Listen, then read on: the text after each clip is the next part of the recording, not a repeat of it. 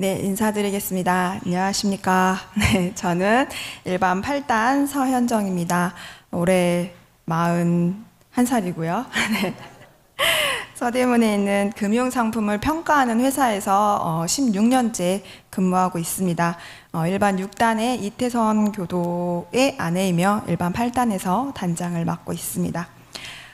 오늘 제가 강연 드릴 주제는 사요, 자력 양성, 지자본의, 타자녀 교육, 공도자 숭배 중에 두 번째 종목인 지자본의에 대한 내용입니다. 네, 교전 41쪽에 이제 지자본의에 대한 이제 강령이 나와 있는데요. 제가 뽑은 그 신년 법문에서 이제 지자본의라는 이제 제목 아래에 키워드로 적혀 있는 게 부당하게 차별받지 않고 능력에 따라 대우받는 사회를 만들 것이라고 이제 기재가 되어 있었어요. 그래서 제가 알고 있는 이제 지자본의의 의미와 조금 다르게 받아들였습니다. 그래서 제가 알고 있는 이제 지자본의의 의미는 그저 나보다 더 아는 이제 스승을 받들고 배울 길을 이제 게을리하지 말라는 말씀, 그러니까 배우는 거에 대한 주안점을 두고 있었는데요. 이 이제 법문을 딱 뽑고 가장 먼저 눈에 들어오는 단어가 차별이었습니다. 네, 그래서 다시 정전을 읽어보니 이제 지자본의 강령에도 이제 그 내용이 있었는데요. 제가 한번 읽어드릴게요. 1. 지자본의의 강령. 지자는 우자를 가르치고 우자는 지자에게 배우는 것이 원칙적으로 당연한 일이니 어떠한 처지에 있든지 배울 것을 구할 때에는 불합리한 차별 제도에 끌릴 것이 아니라 오직 구하는 사람의 목적만 달하자는 것이니다 라고 지자본의의 강령이 기재가 되어 있습니다. 그래서 여기도 불합리한 차별 제도에 끌릴 것이 아니라 오직 구하는 사람의 목적만 달하자 라고 하시면서 차별을 언급하고 계시고요. 이어서 이제 과거 불합리한 차별 제도에 대한 조목을 언급하고 계세요. 그래서 반상, 적서, 노소, 남녀, 종족에 대한 차별을 없애라라는 말씀이신데요. 근데 가만히 되짚어 보니까 제가 왜 그동안 지자본의를 공부하면서 차별이라는 부분을 생각해 본 적이 없을까라는 이제 의문이 들었어요. 그래서 따져보니까 지자본의 조목에 이제 전체 이제 지자본의 강령과 해당하는 이제 그 제도와 이제 본의 조목에 보니까 스승이라는 단어는 5번이 나옵니다. 그런데 차별이라는 단어는 8번이 나옵니다. 그래서 스승을 구체적으로 보니까 불합리한 차별 제도를 또 먼저 언급하셨고 그 다음에 지자본의의 조목에서 이제 스승에 대해서 나열을 하고 계세요. 그래서 보니까 그렇다면 대종사님이 정전을 쓰실 때 스승보다는 이 어떤 차별 제도에 대해서 먼저 생각하라고 하신 의도가 아닐까라는 생각이 들어서 저도 한번 이번 강연을 통해서 이 지자본의에 대한 차별을 연마해 보기로 했습니다. 그러면 이 지자본의에서 언급하는 차별이 무엇인지 이제 한번 생각해 봤는데요. 저는 앞서 말씀드린 것처럼 지자본의를 생각할 때 차별보다는 이제 스승이라는 단어에 중점을 두었습니다. 나보다 지혜 있고 덕 있고 학문이나 기술이 뛰어난 일을 이제 스승으로 삼기고 받들면서 배움을 구하는데 이제 치심을 내지 말라는 말씀이 아닐까 이렇게 생각을 하셨는데 혹시 여러분들은 어떻게 생각하셨을까요? 지자본의에 대해서. 네, 저만 그렇게 생각하실지 모르겠는데 이렇게 생각하다 보니까 그러면 나는 배우는데 또 치심이라는 단어를 또 생각을 하고 있었네 라는 생각이 들어서 치심은 또 왜 들어갔지? 라는 생각을 해보니 치심의 바탕에 차별이 있다라는 생각에 미치게 됐습니다. 배움의 대상 자체에 차별이 있다면 배움의 범위는 당연히 좁아질 수밖에 없습니다. 오늘도 방금 같이 읽으셨는데요. 매일 대조하라고 하신 일상수행의 요법에서 지자본의 실천 조목으로 7. 배울 줄 모르는 사람을 잘 배우는 사람으로 돌리자라는 조목이 있습니다.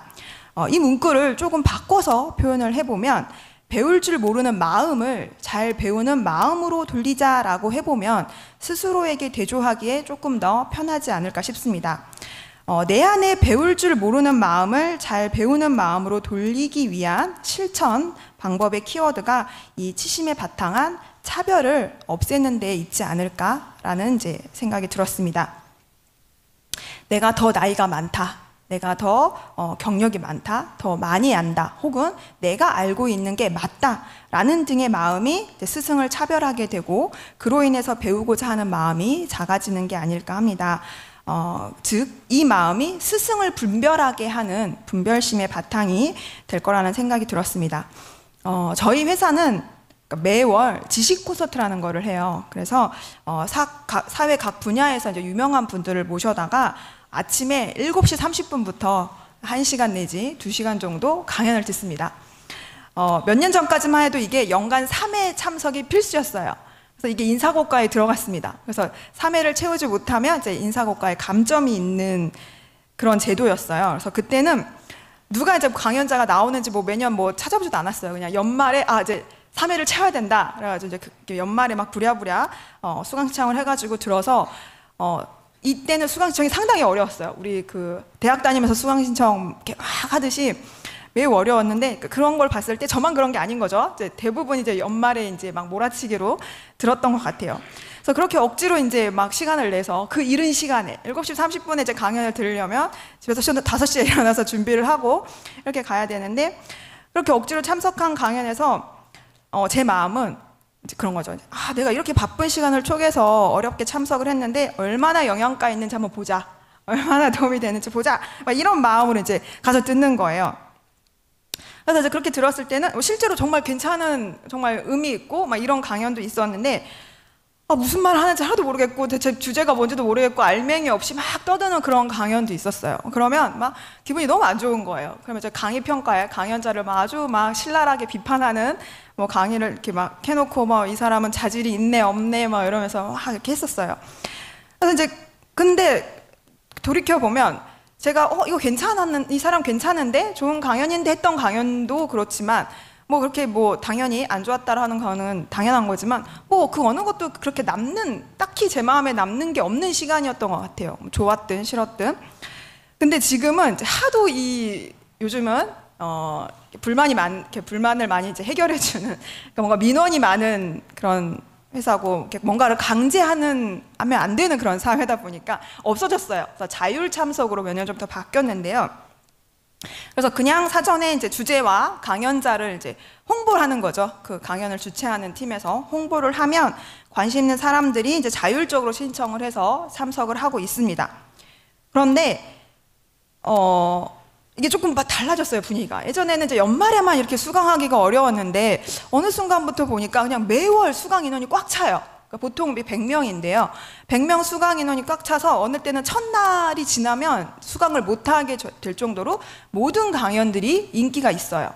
그래서 왜 그럴까? 근데 저 역시도 기존에 이제 3회 필참일 때는 3회를 근근히 채웠는데 최근 몇 년은 최소 5번은 들어가는 것 같아요, 연중. 그래서 필수 참석일 때 오히려 늘었죠. 그래서 이게 무슨 차이일까? 자율 참석이 되고 나서 이게 무슨 차이일까라는 걸 제가 이제 스스로를 되돌켜 보니까 처음에는 되게 유명하신 분이 방송에 강연자로 나왔었어요. 그래서 그 인지 심리학자인 김경일 교수님이 그러니까 작년 초에 강연자로 나오셨었어요. 그래서 한번 들어보자 하는 마음으로 갔는데 기대 이상으로 상당히 저의 어떤 기존의 어떤 생각의 틀이라던가 이런 것들을 많이 깨주고 역시 유명한 사람은 다르구나 뭐 이래서 이제 되게 유익하게 이렇게 남아서 뭐 저서도 읽어보고 막 영상 편집된 거 뭐 친구들한테도 막 공유도 해주고 이랬어요. 그래서 그게 이제 또 좋게 남아져서 또 그 다음 강연자는 또 다른 뭐 심리학자 교수도 있고 뭐 별로 관심이 없는 건축학 교수님도 있고 뭐 이런 분들이 있는데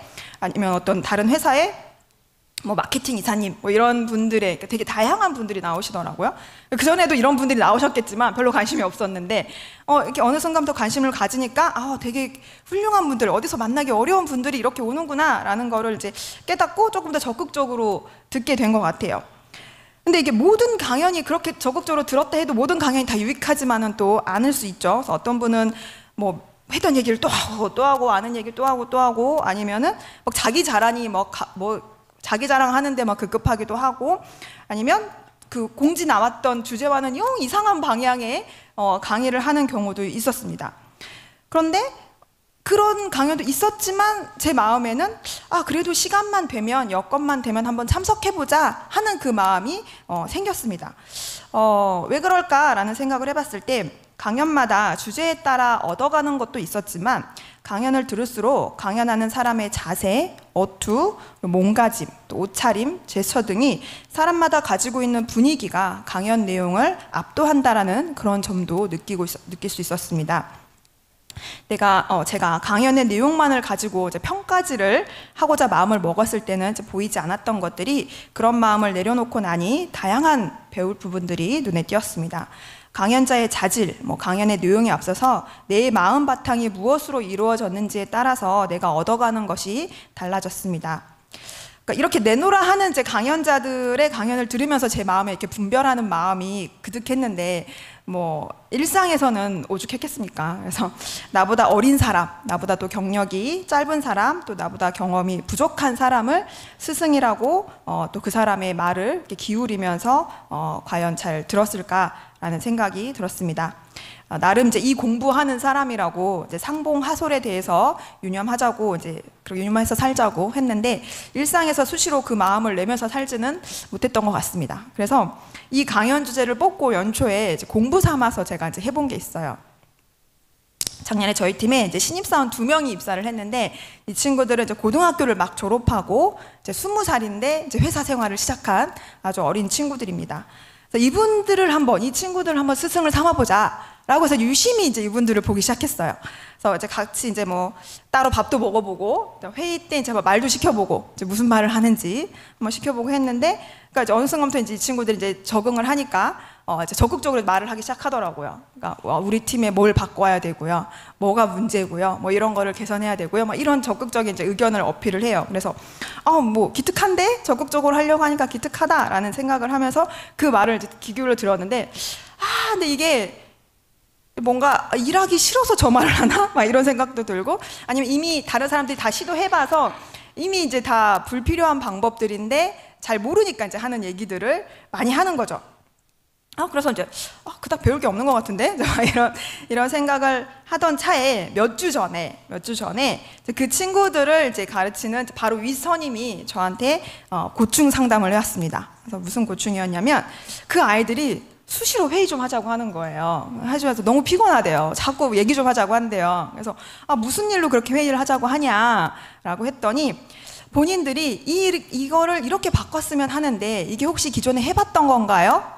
이것도 괜찮나요? 라고 이제 계속 물어본대요. 그러니까 제가 회의 때 그 친구들이 했던 얘기에, 이거 옛날 해봤는데 별로였어 라고 이제 얘기를 해보니까, 이 아들이 이제 그 공식적인 자리에서는 다시 얘기는 못하고, 그러니까 선배한테 계속 물어보는 거예요. 이거 이렇게 해도 돼요? 이거 괜찮은 거예요?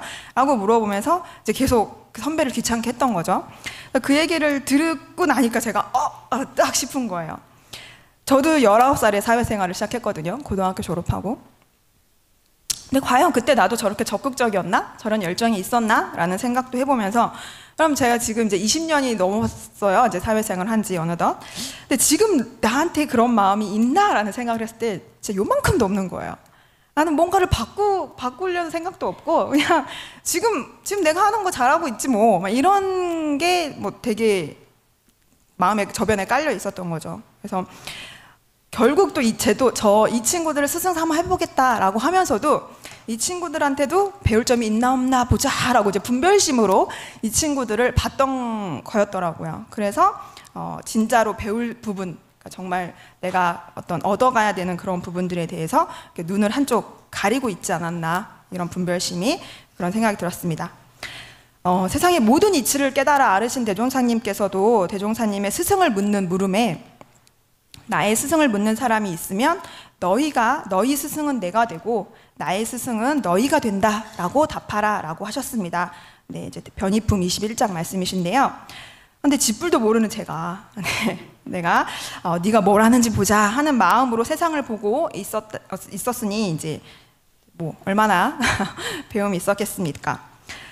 그래서 이제 이렇게 분별하고 차별하는 마음을 어떻게 없애야지 될까? 어떻게 없애야지 없애고 지자를 대야 할까라는 부분에 대한 생각을 해보게 됐습니다. 그래서 교전을 읽다 보니까 이제 정산존사님께서 경희편 9장에서 이제 사요의 이제 각각의 주지를 말씀을 해주셨는데요. 지자본이의 이제 지와 우는 근본적으로는 차별이 없으나 지자가 선도하게 하자는 것이 그 주지요라고 말씀을 하셨습니다. 또 이 말씀을 이제 곱씹어 보니, 누가 지자고 우자다라는 근본적인 이제 차별이나 분별을 할 게 아니라 배우는 때에 있어서, 그러니까 내가 배우고자 하는 그 부분에 있어서 그 부분이 나은 사람이 있으면 이제 스승으로 삼으라라는 말씀이 아닐까라는 생각이 들었습니다. 근본적으로 사람마다 차별이 없으나 구하는 데에 차별을 두자는 것, 즉 사람이 아니라 이제 때에 따른 지우 차별만 있음을 말씀하신 게 아닌가 싶습니다.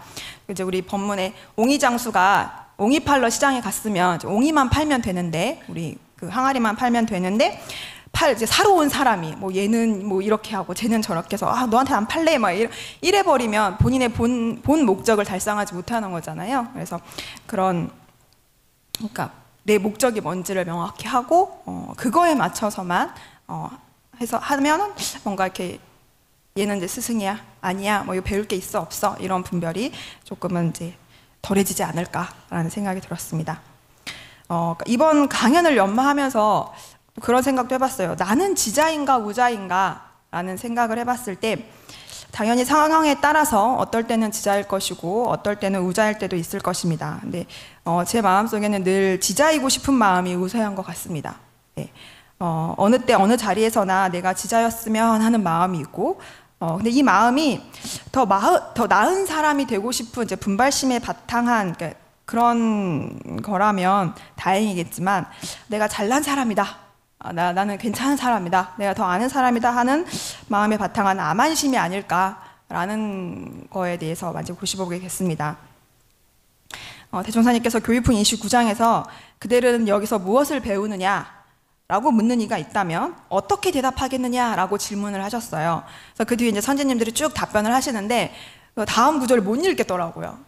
그래서 한참 멈춰 있었어요. 멈춰 있다가 나는 무엇을 배우기 위해서 이곳에 있는가? 나는 배운다고 하는 우리가 이제 배운다고 하는 이제 12의 대소유무의 이치는 과연 무엇인가? 내가 알고 있나?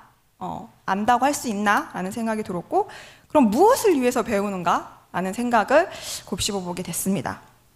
그래서 이제 한동안 이제 의두도 이제 걸려 있었는데요. 대종사님은 또 그러시면서 그대들은 이 공부를 하는 것이 각각 그대들에게 어떠한 관계가 있는지를 깨치었는가 냉정한 정신으로 한 번 더 생각해보라 라고 또 이제 일침을 놓으셨어요. 그러니까 주로 강연 연마할 때만 우리 저는 강연 연마할 때만 교전을 보는 것 같아요. 그래서 훈련 갈 때 막 열심히 훈련 가서 강연 연마서 열심히 보고 막 이렇게 강연 주제가 지어지면 강연을 열심히 보는데 제 교전에 예전에 이제 보사님이 교전이 깨끗하면 안 된다고 하셨거든요. 막 열심히 모두 메모되어 있고 너덜너덜해야 이제 공부이다 라고 해서 이제 그 전에는 진짜 모시고만 있던 이 교전에다가 이제 막 필기도 하고 막 표시도 하고 했던 것 같아요.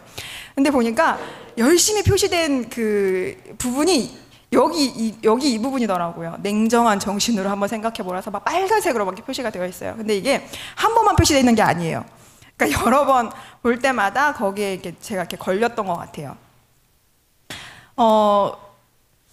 그래서 이제 이 기회를 통해서 강의를 통해서 내가 제대로 된 지자인지도 생각을 해보게 되고 내가 주변인들을 제대로 지자로 바라보고 있는지도 생각을 해보게 되었는데요.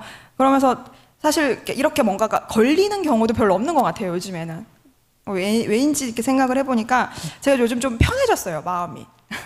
좀 살만해졌나 봐요. 그러니까 예전에는 막 엄청 몸도 힘들고 회사도 너무 힘들고 뭐 주변에 신경 쓸 것도 너무 많고 그랬는데 최근에는 제가 조금 마음도 편해지고 몸도 편해지고 이러니까 어떤 공부에 대한 간절함이 조금 느슨해진 그런 기분이 들어요. 어떻게 보면 순경인 것 같기도 하고요. 그래서 공부에 대한 힘이 빠진 게 내가 마음이 편해져서 이렇게 공부에 대한 힘이 빠졌구나라는 생각이 들었는데 그럼 이 공부는 내 마음은 편해졌으니까 이 공부 잘하고 있는 건가? 뭐 그런 것도 그런 게 아닐까라는 생각을 해봤을 때 일단 이 공부는 내 마음을 먼저 바로 잡는 게 공부의 우선순위다라고는 하셨더라고요. 전에. 그래서 그럼 나 잘못한 건 아니네 라는 생각이 들다가도 그것만이 공부의 목적은 아니구나. 내 마음만 편하고 나만 잘 살자고 하는 게 이 공부의 목적은 아니었지라는 생각이 들었습니다.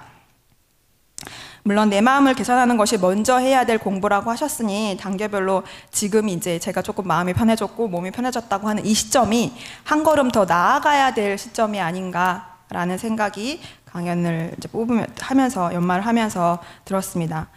그러니까 강연 주제를 받으면 막 늘 처음에는 막막해지고 막 이러는데요. 그래도 한자 한자 적어가다 보면 잊고 있었던 것, 또 놓치고 있었던 것들을 깨닫게 되는 것 같습니다. 네. 저에게는 지금 강연 연말하면서 참 은혜로운 시간이었는데 이 시간이 이제 우리 교도님들에게도 얼마나 이제 알맹이 있는 시간이었는지 모르겠습니다. 네. 부족한 강연 들어주셔서 감사하며 이상으로 강연 마치도록 하겠습니다.